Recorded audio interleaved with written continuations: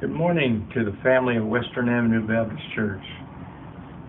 Because of circumstances beyond our control, we are not able to meet as is our custom. But I just want to remind you that we know who is in control. Reading from the book of John, the night in which Jesus was betrayed, he talked to his disciples about all that was going to happen. And he said in John chapter 16, verse 33, "These things have I spoken unto you, that in me ye might have peace. In the world ye shall have tribulation, but be of good cheer. I have overcome the world." And we need to thank God that he has overcome the world. Good morning. We miss you guys. This morning we're going to read the whole chapter of Luke 24. On the first day of the week, very early in the morning, the woman took the spices they had prepared and went to the tomb. They found the stone rolled away from the tomb, but when they entered, they did not find the body of the Lord Jesus. While they were wondering about this, suddenly two men in clothes that gleamed like lightning stood beside them. In their fright, the women bowed down with their faces to the ground.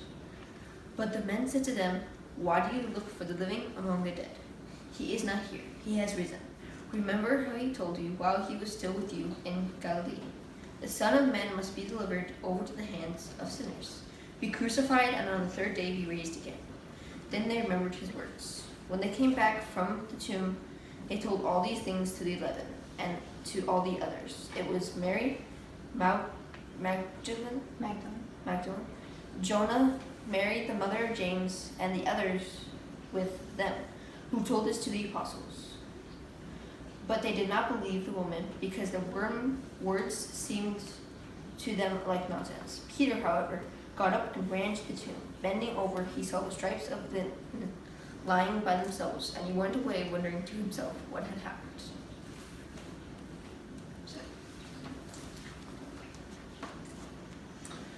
Now that same day, two of them were going to a village called Emmaus, about 7 miles from Jerusalem. They were talking with each other about everything that had happened. As they talked and discussed these things with each other, Jesus himself came up and walked along with them, but they were kept from recognizing him. He asked them, "What are you discussing together as you walk along?" They stood still, their faces downcast. One of them, named Cephas, asked him, "Are you the only one visiting Jerusalem who does not know the things that have happened there in these days?"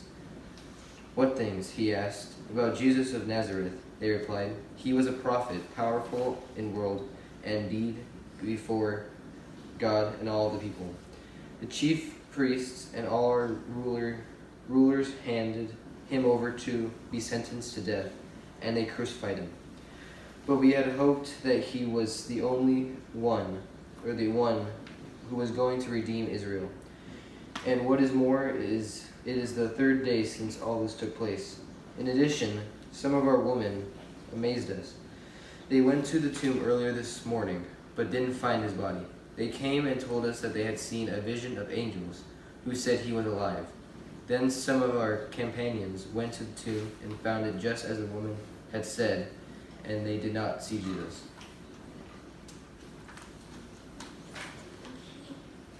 He said to them, "How foolish you are, and how slow to believe all that the prophets have spoken. Did not the Messiah have suffered these things, and then enter his glory?" And beginning with Moses and all the prophets, he explained to them what was said in all the scriptures concerning himself. As they approached the village to which they were going, Jesus continued on as if he were going farther. But they urged him strongly, "Stay with us, for it is nearly evening, the day is almost over." So he went in to stay with them. When he was at the table with them, he took bread, gave thanks, and broke it and began to give it to them. Then their eyes were opened, and they recognized him as he disappeared from their sight. They asked each other, "Were not our hearts burning within us while we talked with us on the road and opened the scriptures to us. They got up and returned at once to Jerusalem. There they found the 11 and those with them assembling together and saying, "It is true, the Lord has risen and appeared to Simon." Then the two told what had happened on the way and how Jesus was recognized by them when he broke the bread. While they were still talking about this, Jesus himself stood among them and said to them, "Peace be with you." They were startled and frightened, thinking they saw a ghost. He said to them, "Why are you troubled, and why do doubts rise in your minds? Look at my hands and my feet. It is I myself. Touch me and see. A ghost does not have flesh and bones, as you see I have." When he had said this, he showed them his hands and feet. And while they still did not believe it because of joy and amazement, he asked them, "Do you have anything here to eat?" They gave him a piece of broiled fish, and he took it and ate it in their presence. He said to them, "This is what I told you while I was still with you. Everything must be fulfilled that is written about me in the law of Moses and the prophets and the Psalms." Then he opened their minds so they could understand the scriptures. He told them, "This is what is written. The Messiah will suffer and rise from the dead, and on the third day, and repentance for the forgiveness of sins will be preached in his name to all nations, beginning at Jerusalem. You are witnesses of these things. I am going to send you what my Father has promised, but stay in the city until you have been clothed with power from on high." Okay. When he had led them out to the vicinity of Bethany, he lifted up his hands and blessed them. While he was blessing them, he left them and was taken up into heaven. Then they worshipped him and returned to Jerusalem with great joy, and they stayed continually at the temple, praising God. Good job. Good morning, Western Avenue Baptist Church. Happy Resurrection Sunday. He is risen. More excited. He is risen. Okay, that. Okay, let's do it one more time. Okay. Good morning, Western Avenue Baptist Church. Happy Resurrection Sunday.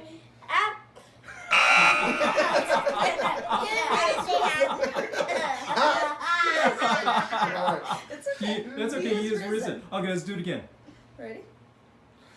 Good morning, Western Avenue Baptist Church. Happy Resurrection Sunday. He is risen. He is risen.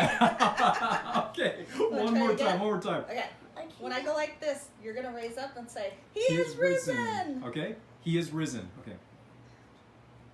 Good morning, Western Avenue Baptist Church. Happy Resurrection Sunday. He is risen. Woo! Yay! Good job, guys. Thank you. Happy Easter from the Davia family. He is risen. He is risen. He is risen indeed. Happy Easter. Happy Easter. 1, 2, 3. Happy Resurrection Sunday from the Reeves family. Good morning, Western Avenue. Happy Easter from the Stewarts. Christ the Lord is definitely risen today. Stay safe and God bless.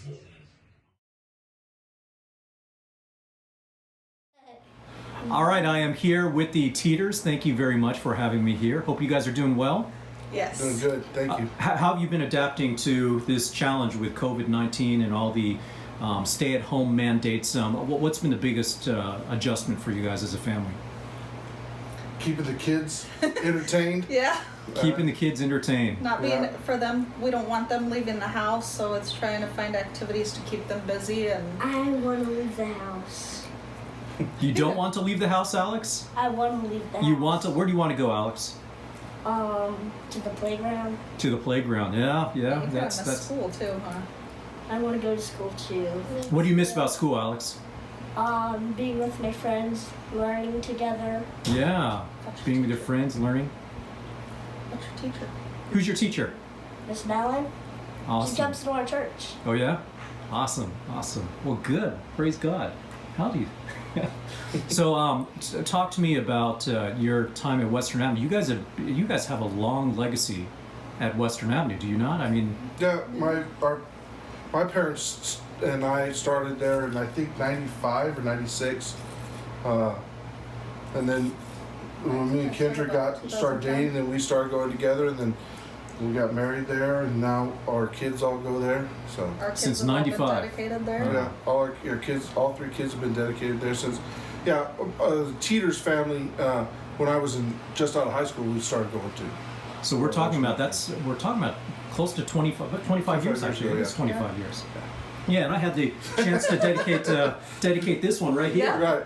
Yeah. Shelby. So what a blessing. What a blessing. Yeah. So you've been there for 25 years, and obviously you have family members that go there. You know, I know your parents at least have been able to watch the live stream, right? Right.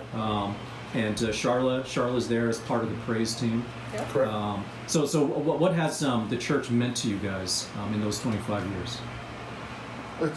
It's been a place where we go to get where when we've gone through hard times, we've leaned on the church. We've had some experiences that have been unexplained, difficult but unexplained. How the plan had come to fruition, and the divine fingerprint was definitely on it, and that's what's what's kept us going, and through some of our darker times, and God's let us know that we're in the right place, and that's how we've known to stay at Western Avenue for so long. That's good testimony. You've seen quite a few pastors as well. Correct. At Western Avenue, probably at least 3. I would guess 3 or 4 maybe. 4. Yeah. Who was pastor when you guys first came or first started attending? Do you remember? Yeah. Dan Jarrell? Yes. All right, so it was from Dan Jarrell, and then from Dan Jarrell was Ron Schrock, and then Ron Schrock, Ted Corluck. And Wes Smith was always in there in the mix. Right. He's always in the mix there. Well, that's a wonderful blessing. Anything you would like to share with the church during this time? Any words of encouragement that you might have? Well, we do miss the Miss actually being in the right. church. Being able to shake hands. It's not camaraderie, but the come together as a group of like-minded people. It's nice. Even though I haven't been able to lately, due to my job, be there on every Sunday. Yeah. But the times I can go, it's nice to be around people that are like-minded, especially with all the division that's out there and the stuff that you think is becoming the norm, but you come together in a congregation and you find out you're the norm. Yeah. And what our beliefs are the norm, and it's Right. nice, and that's something that we miss. Yeah. That's something that we miss, being able to hang out with like-minded people like that. Yeah, it's a fellowship of faith. Correct. Yeah, like-minded believers. And by the way, for those of you watching, Shelby was just sitting on my lap all this time, so that's where she is. She's not in the camera. She's kind of looking at the camera from behind. Well, anything that you would like to say to the church? We miss you all. Can't wait to get back to the norm. Yeah. Hopefully this will all blow over soon, although at this point, I don't know. Wow. Looks like it's going to go on for a little while. The kids definitely miss their leaders, right? You miss your Awana leaders? Guess what? Your Sunday school teachers? Guess what, Mom? I want to kill the virus. You want to kill the virus, Alex? He wants to get rid of this virus. You're tough enough to do it. I want the virus No, to you. stop. Yeah, you want it to stop. There you go. Uh-huh. Very good. They very both, good. they just want it over with, and they want to get back to normal. All right. All right. Well, we are here with the Davila family. Thank you for having me into your home, and thank you for taking this time to talk to us. I just thought that this would be a great opportunity to be able to just share with the church just how God has blessed you during this recent time period. I mean, a lot has happened in this past year. In fact, it's almost been exactly a year since we first met. right? Yes. Because it was actually May 12th that you were baptized, and so we are. We're just 1 month shy of that. We are. Yeah. So talk to me a little bit about the some of the challenges and difficulties you've been through this past year. Going your extended hospital visits and whatnot. Walk us through what happened there. So in what was it? What month was it? End of October, beginning November, I went into the emergency room in San Diego, and I was just having cold symptoms at first, a little bit of trouble breathing, and very high fevers, like upwards of 103. We're really, really abnormally high fevers. And so we took a drive up to San Diego instead of coming or going straight to here, just because that's where my doctors are at. And they ended up admitting me, and the only thing I tested positive for at the time was just a common virus that causes the flu, or not the common flu, the common cold. And so I just, got admitted thinking it was only going to be a couple of days, get some antibiotics, feel better, because that's what happened during my first hospitalization. I think I was only hospitalized for maybe 3 days, and then they let me go. So got into my room, and I just kind of started getting worse. They were giving me every antibiotic possible, fluids, and my numbers just weren't doing what the doctors had hoped that they were going to be doing after several days on antibiotics.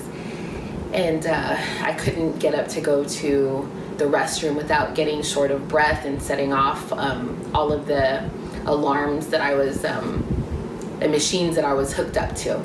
So, and my fevers were still there. My breathing was getting worse every single day. And the doctors didn't know what was going on. They couldn't figure out what the issue was. I was in a lot of pain as well, and it became very scary. It became very scary because knowing that the doctors didn't know what was going on and couldn't really provide any answers for me other than, okay, we know it's not this, we know it's not that. They couldn't tell me what they knew, what it was in actuality. Right. So that was really distressing as the days kind of went by, and it really tested my faith. It really was just why was this happening type of thing. Right. Why couldn't the doctors figure out what was wrong with me? What was so why was it so challenging, I think, for everybody? And so it just when did they start to provide you with some answers about your... Probably, I think it was on day 5, I want to say, was when my oncologist actually came in, and she gave her thoughts and opinions about what she felt it was, given that I had gone so many days on the antibiotics and hadn't responded positively. So she thought it was something that was drug-induced from one of my chemotherapy medications. That it was like a late onset effect type of thing. And so the treatment for that was exactly the opposite of what they were doing initially. All the infectious disease doctors, internal medicine doctors, and because they were set that it was an infectious thing and not a drug-related thing. So she basically stepped in and said, my patient isn't getting any better, she's getting worse, and I really feel that we need to switch our Wasn't our that method of right action. around the time I came out to see you? It was. Yeah. It was. The day that you came up, I had undergone just every test imaginable. They stuck a tube down my my airways to try and visualize my lungs, because there just wasn't anything that was showing up on imaging really to kind of lead them to a diagnosis. Right. So that's when she started. I think you should start her on steroids and continue with the antibiotics, but really just put her on high dose steroids. And the next day after that, it was when I started to feel better. I was actually able to get up out of my bed and walk to the restroom that's Wow. in the hospital room. I didn't have to walk very far, and without feeling like I was just suffocating. Yeah. So. Now, this is difficult, but it's even made more difficult by the fact that you also had chemotherapy going on. I did. So this is not like, this wasn't just the issue that you're describing. No. It was on top of which chemotherapy by itself is very harsh. It's difficult. Yes. Tell me about some of those treatments and how long they had been going on. So the treatments have been going on since June of last year. Mm-hmm. So I had 12 cycles of one drug and also an injection. I was also part of an experimental drug as well during that time, that 12-week period. After those 12 weeks was another 4 rounds of 2 different drugs. And it was during that time where the hospitalizations occurred, and I really had very severe side effects with those 2 drugs. It really knocked me down.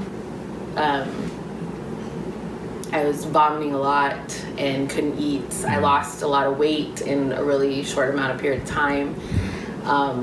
It just was really, I was kind of bedridden for a lot of the time, to be honest. And then after that, I had to stop chemo for a week because of the hospitalization. So I kind of got put a little bit behind schedule. And then I was able to finish after I got out of the hospital. And then I got ready for surgery in December and had that. That went well. Got some lymph nodes removed in the process. And then after I recovered from surgery, I did physical therapy for my arm. And then after that, I wasn't expecting, I thought I was done. And when I went with the follow-up with my oncologist, she recommended I go under another 12 rounds of chemotherapy with a different drug.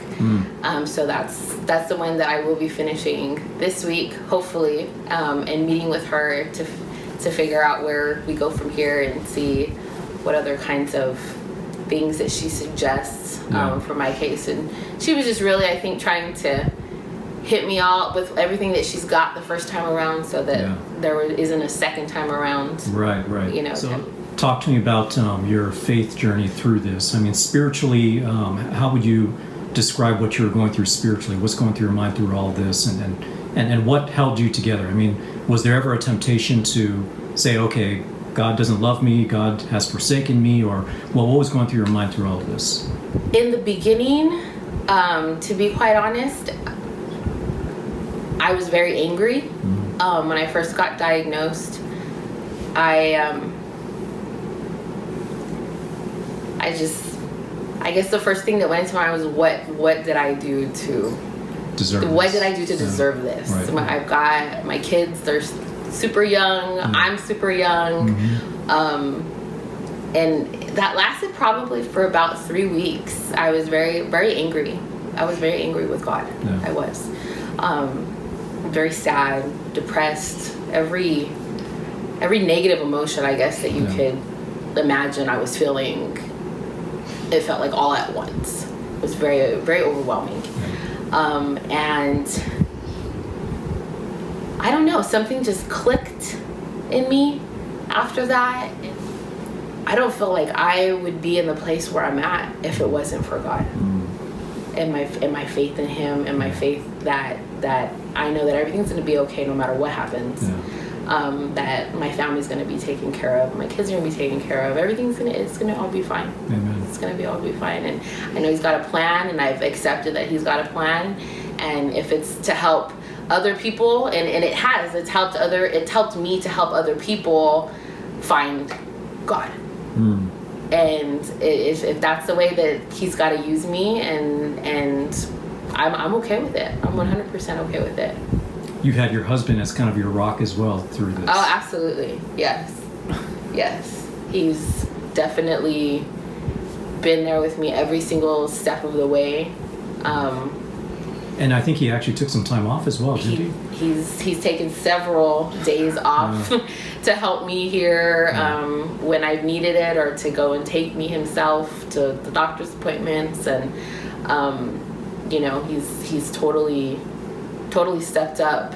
And Now, Manny, for a husband, I can't imagine anything being harder than to see your own wife go through what she went through.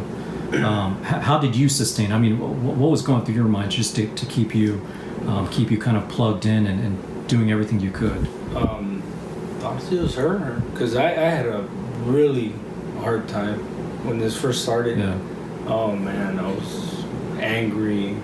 You know, went through a progression. You know, angry, depressed, angry again, and just basically us. Her just, you know, she's really the rock, the one that's strong at the end of all this, you know. And yeah, she's the one that got us through all this.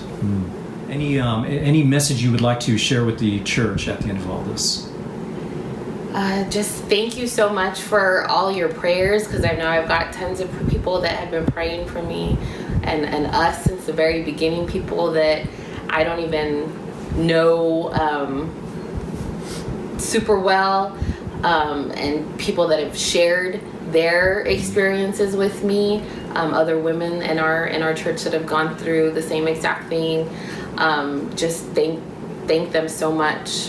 Thank you so much for being there in that way, because that was probably the most important thing for me, was to feel all the people praying for me on a daily basis. And it was really, you know, really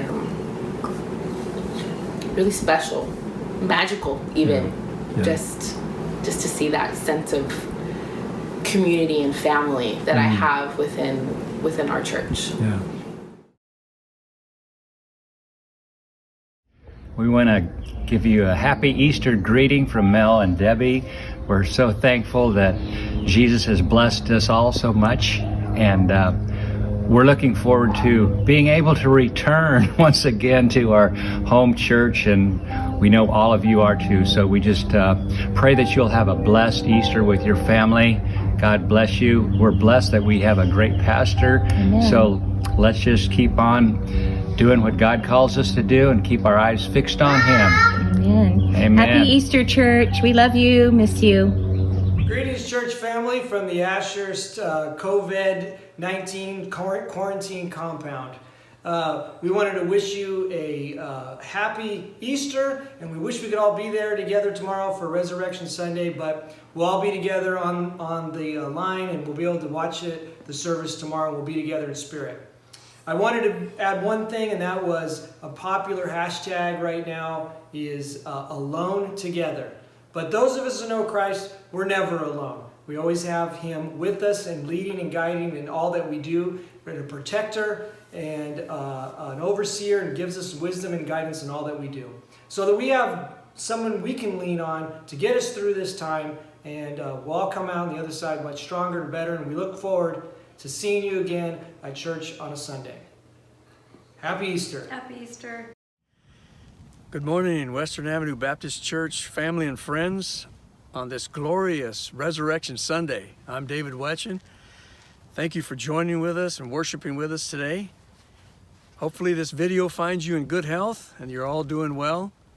Hopefully this crisis will be over soon and we'll be able to get back to church and worship in person and see everybody. Until then, remember, God is still in control and we serve a risen Savior. Thank you.